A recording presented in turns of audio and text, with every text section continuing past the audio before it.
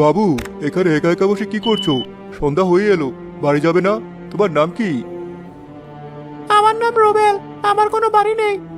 বাড়ি নেই মানে? তোমার আব্বা আম্মা আত্মীয় স্বজন কেউ নেই? আব্বা আম্মা নদীতে ডুবে মারা গেছে। আর কেউ নেই আমার। আমি এখন কোথায় যাব জানি না। আর সারাদিন কিছু খাইও নি। বলো কি বাবা? কেঁদো না কেঁদো না, আমার দিকে তাকাও।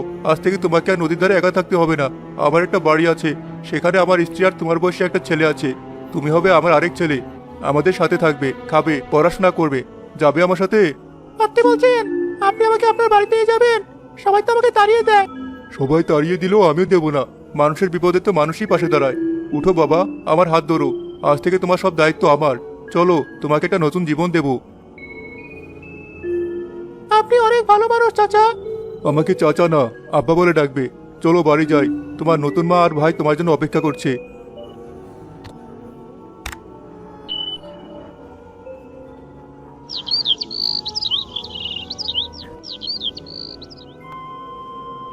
রুবেল, রুবেল, এই ছোট লোক, কানে কি কথা যায় না? বেলা কত হলো তার খেয়াল আছে? এখনো গরুর ঘরে বসে আছিস নাকি? এই তো চাচি, আসছি। গরুগুলোকে খাবার দিয়ে এলাম। গরু নিয়ে থাকলেই তোর চলবে? নবাবের বেটা একটা, পরের ছেলে, গতন না খাটালে চলবে কেন? চাচি, আপনি এমন করে বলবেন না। এটা তো আমারও সংসার, কাজ তো আমি করবই। থাম, ওর সংসার জ্ঞান দিতে এসেছি। যা তাড়াতাড়ি হাত মুখ ধুয়ে দোকানে যা, তোর চাচা একা সব সামলাতে পারে না। মা, সকাল সকাল চিল্লাচিল্লি শুরু করেছো কেন? আমার ঘুমের দফারফা করে দিলে। নাস্তা দাও, খিদে পেয়েছে। এই তো আমার সোনা ছেলে উঠে গেছে। আয় বাবা আয়, তোর জন্য গরম গরম পরোটা ভেজেছি আর মুরগির মাংস রান্না করেছি। আয়, টেবিলে আয়। আর শোনো, আজ কলেজে একটা অনুষ্ঠান আছে, বন্ধুদের সাথে ঘুরতে যাব। 1000 টাকা লাগবে। সে কি, এই তো পরশু না 2000 নিলি? ওহ মা, তুমিও না? বন্ধুদের সামনে ইজ্জত বলে একটা জিনিস আছে তো। ওদের সবার দামি ফোন, বাইক, আর আমি? দাও না, বাবার কাছ থেকে চেয়ে দাও। কিসের টাকা? আবার কিসের জন্য টাকা লাগবে তোর?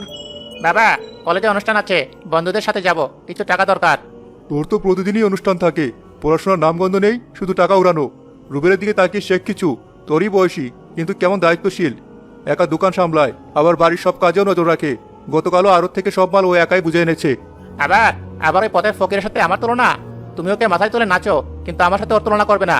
ও হলো কাজের লোক, কাজের লোকের মতোই থাকবে। মিলন ভাই, তুমি আমাকে যা খুশি বলো, কিন্তু চাচার সাথে এভাবে কথা বলো না। তিনি আমাদের ভালোর জন্যই বলেন। তুই আমাকে ভাই বলবি না? কতবার বলেছি, তোর মতো একটা অনাথকে ভাই ডাকার শখ আমার নেই। মনে রাখবি, তুই এই বাড়ির অস্ত্রিত। দয়া করে তোকে থাকতে দেওয়া হয়েছে। মিলন, মুখ সামলে কথা বল। ওকে নিয়ে যদি আরেকটা খারাপ কথা বলেছিস, তাহলে আমার চেয়ে খারাপ কেউ হবে না। রুবেল তো ছোট ভাই, এই পরিচয়টা মাথায় ঢুকিয়ে নে। থামো তুমি, সারাদিন শুধু পরের ছেলের জন্যই তোমার দরদ উতলে উঠে। নিজের ছেলের দিকে কোনো খেয়াল আছে? ও একটু শখ করে টাকা চেয়েছে, আর তুমি ওকে এতগুলো কথা শোনালে, তাও আবার এই ছেলের সামনে। আমি ওকে টাকা দিতে না করিনি, কিন্তু ওর আচরণের কথা বলছি। ওর মধ্যে কোনো দায়িত্ববোধ জন্মালো না। রুবেল বাবা, তুমি মন খারাপ করো না। তুমি নাস্তা করেছো? জি চাচা, আমি পান্তা খেয়ে নিয়েছি। আপনি চিন্তা করবেন না, আমি এখন দোকানে যাচ্ছি। ঠিক আছে, যাও, আমি আসছি একটু পর। দেখে মা, বাবা সবার সামনে আমাকে কেমন অপমান করলো। আমি এই বাড়িতে আর এক মুহূর্ত থাকবো না। যেখানে ইচ্ছা যা, কিন্তু আমার বাড়িতে থাকতে হলে মানুষের মতো থাকতে হবে। উশৃঙ্খলতা আমি সহ্য করবো না। রুবেল বাবা, আছো নাকি? 1 কেজি চিনি দাও তো। আক্কা চাচা, বসেন, এখনই দিচ্ছি। বাড়ির সবাই ভালো আছে তো? হ্যাঁ বাবা, আলহামদুলিল্লাহ। তোমার চাচা কই? কামাল ভাইকে দেখছি না যে। চাচা একটু আগে বাড়িতে গেছেন খেতে। আমি একাই আছি। বলুন, আর কিছু কি লাগবে? না বাবা, আর কিছু না। সত্যি রুবেল, তোমার মতো ছেলে হয় না। কামাল ভাই ভাগ্যবান যে তোমার মতো একটা ছেলে পেয়েছে। কি সুন্দর করে দোকান চালাও, সবার সাথে কি ভালো ব্যবহার। আর ওই মিলনটা যা হয়েছে, সারাদিন শুধু টোটো করে ঘুরে বেড়ায় আর বাপের টাকা উড়ায়। না চাচা, ওভাবে বলবেন না। মিলন ভাই আমার বড় ভাই, হয়তো কিছুদিন পর সব ঠিক হয়ে যাবে। সেও দায়িত্ব নিতে শিখবে। সৃষ্টিকর্তা তোমার মুখে বরকত দিক বাবা, তোমার মনটা অনেক বড়। এই নাও টাকা, ভালো থেকো।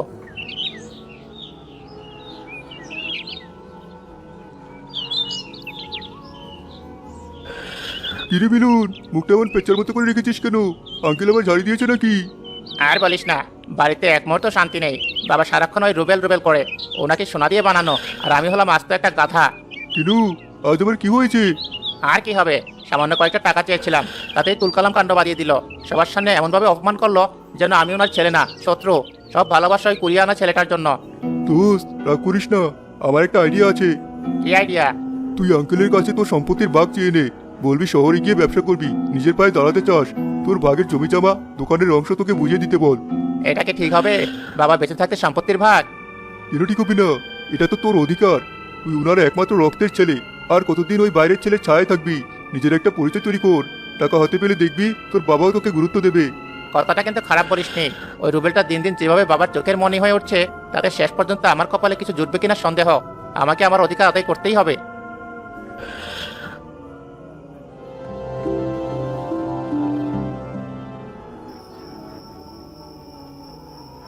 বাবা, তোমার সাথে আমার কিছু জরুরি কথা ছিল। বল, কি কথা? আমি আমার ভবিষ্যৎ নিয়ে অনেক ভেবেছি।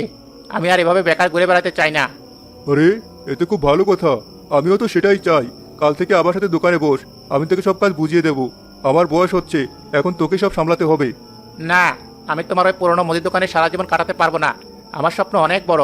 আমি শহরে গিয়ে নিজের ব্যবসা শুরু করতে চাই। শহরে ব্যবসা? কিসের ব্যবসা? এর জন্য তো অনেক টাকার প্রয়োজন। এত টাকা আমি কোথায় পাবো? কেন পাবে না? তোমার যা জমি জমা দোকানপাট আছে, তার অর্ধেক তো আমার। তুমি আমার ভাগের সম্পত্তি আমাকে বুঝিয়ে দাও, আমি সেগুলো বিক্রি করে ব্যবসার মূলধন জোগাড় করব। কি বলছিস এসব তুই? আমি বেঁচে থাকতে আমার সম্পত্তির ভাগ? তোর মাথা খারাপ হয়ে গেছে? এই যা কিছু আমি করেছি সব তোদের দুই ভাইয়ের জন্যই। আমার পরে তো সবই তোদের। তোমার ছেলে তো ভুল কিছু বলেনি, ও নিজের পায়ে দাঁড়াতে চাইছে, এটা তো ভালো কথা। ওর যেটা প্রাপ্য সেটা ওকে দিয়ে দাও, ছেলেটা নিজের মতো করে জীবন সাজাক। তুমি চুপ করো তো। তুমি ওর মাথাটা খাচ্ছ। তুমি বুঝতে পারছো না, ও কোনো ব্যবসার কথা বলছে না। ও শুধু টাকা চায়। এই সম্পত্তি পেলে ও 2 দিনে সব উড়িয়ে দেবে। ওর সেই যোগ্যতা বা দায়িত্ববোধ কোনোটাই নেই। তার মানে তুমি সাফ সাফ বলে দিচ্ছ যে আমাকে আমার অধিকার দেবে না? তুমি চাও আমি সারা জীবন তোমার গোলাম হয়ে থাকি, আর ওই বাইরের ছেলেটা সবকিছুর মালিক হয়ে বসুক? রুবেলের কথা এখানে আসছে কেন? ও নিজের পরিশ্রমে আজ এই জায়গায় এসেছে। ওই ব্যবসার জন্য রক্ত পানি করেছে। আর তুই তুই কি করেছিস? শুধু আমার টাকা নষ্ট করা ছাড়া। আমি তোমার রক্তের ছেলে। জন্মগতভাবে এই সম্পত্তির উপর প্রথম অধিকার আমার। আর ও একটা রাস্তার ভিখারি। ওকে তুমি দয়া করে আশ্রয় দিয়েছো। তুমি যদি আজ আমাকে আমার ভাগ বুঝিয়ে না দাও, তাহলে ধরে নেব এই বাড়িতে আমার কোনো অস্তিত্ব নেই। তুই তুই আমাকে হুমকি দিচ্ছিস? তোর এত বড় সাহস! আমি বেঁচে থাকতে একটা পয়সা তুই পাবি না। যা, বেরিয়ে যাবার বাড়ি থেকে। তোর মতো লোভী কুলাঙ্গার ছেলের মুখ আমি দেখতে চাই না। তুমি কি বলছো এসব? নিজের ছেলেকে বাড়ি থেকে বের করে দিচ্ছ ওই পরের ছেলের জন্য? যে ছেলে বাপের বুকে বসে সম্পত্তির জন্য ছুরি চালায়, সে রক্তের হলেও পর। আর রুবেল আমার বিপদের দিনের লাঠি। ঠিক আছে, আমি চলেই যাচ্ছি, কিন্তু আমার কথাটা মনে রেখো বাবা। একদিন তুমি এর জন্য পস্তাবে। যেদিন তোমার পাশে এই পোশাক কুকুরটা ছাড়া আর কেউ থাকবে না, সেদিন বুঝবে নিজের রক্ত কাকে বলে। আহ আহ আমার আমার বুকটা। কি হলো তোমার? কি হয়েছে? এ কি হলো? মিলন, মিলন, বাবা ফিরে আয়। দেখ তোর বাবার কি অবস্থা। মিলন!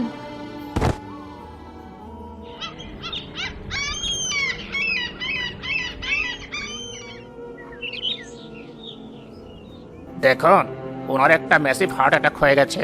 আমরা সাধ্যমতো চেষ্টা করছি। আপাতত 24 ঘন্টা না গেলে কিছুই বলা যাচ্ছে না। আর একটা কথা, ওনাকে কোনো রকম মানসিক চাপ বা দুশ্চিন্তা দেওয়া যাবে না। একদম কমপ্লিট বেড রেস্ট। ডাক্তার সাহেব, আমার স্বামী ভালো হয়ে যাবে তো? আপনি ওকে বাঁচান ডাক্তার সাহেব। আমরা আমাদের সেরাটা দিচ্ছি। বাকিটা সৃষ্টিকর্তার ইচ্ছা। আপনারা ধৈর্য ধরুন আর ওনার খেয়াল রাখুন।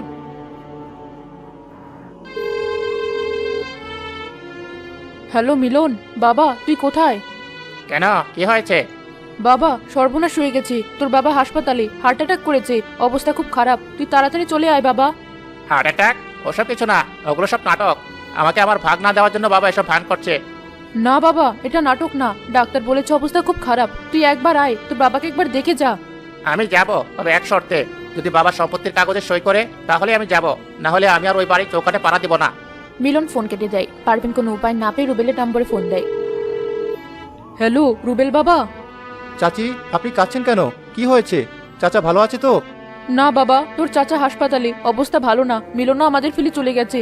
আমি এখন কি করব, কোথায় যাব কিছুই বুঝতে পারছি না। চাচি, আপনি এক ফোঁটাও চিন্তা করবেন না, ভেঙে পড়বেন না। আমি আসছি, এই মুহূর্তে আমি আরো থেকে রওনা দিচ্ছি। আপনি শুধু চাচার পাশে থাকুন, আমি সকালের মধ্যেই পৌঁছে যাব।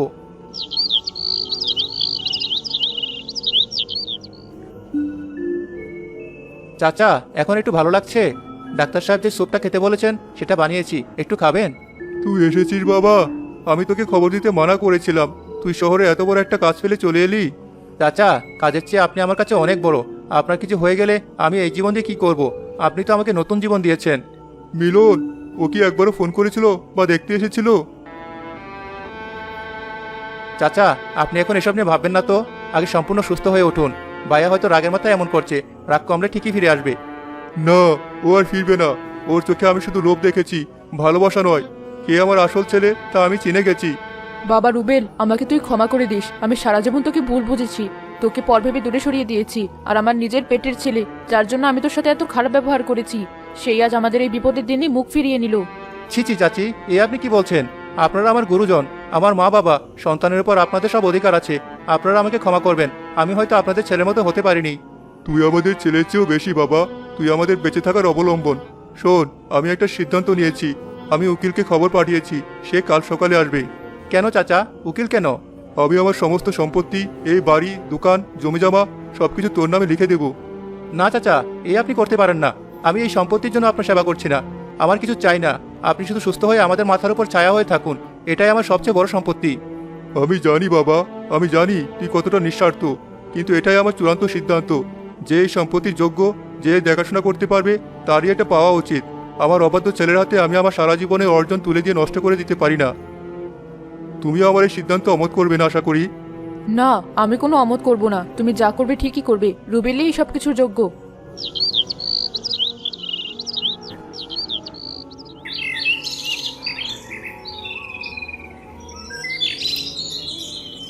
মা, মা, কোথায় তুমি?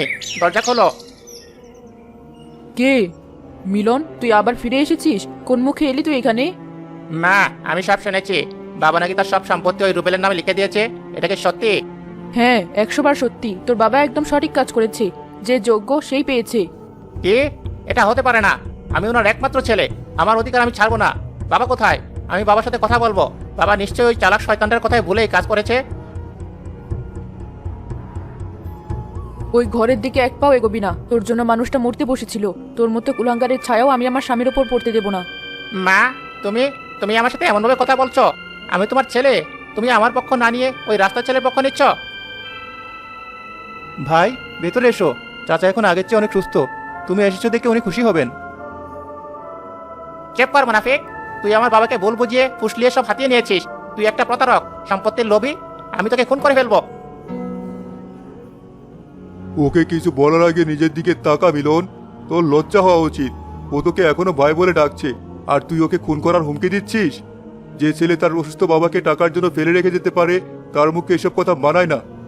বাবা, আমাকে মাফ করে দাও। আমি ভুল করে ফেলেছি। শয়তানের কথায় আমি অন্ধ হয়ে গিয়েছিলাম। তুমি উইলটা বাতিল করে দাও বাবা। আমি তোমার ছেলে। আমি তোমার কাছে ক্ষমা চাইছি। ক্ষমা? যে ক্ষমা প্রয়োজনের সময় চাওয়া হয় না, সে ক্ষমার কোনো দাম নেই মিলন।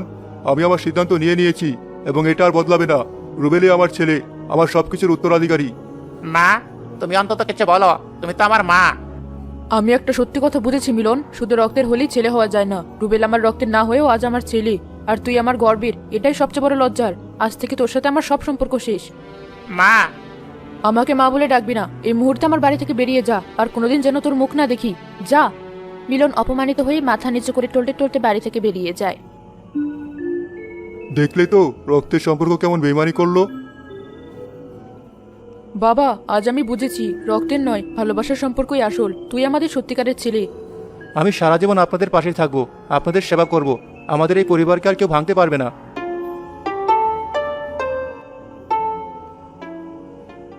এমন মজার মজার গল্প দেখতে আমাদের চ্যানেলকে সাবস্ক্রাইব করতে ভুলবেন না। আচ্ছা।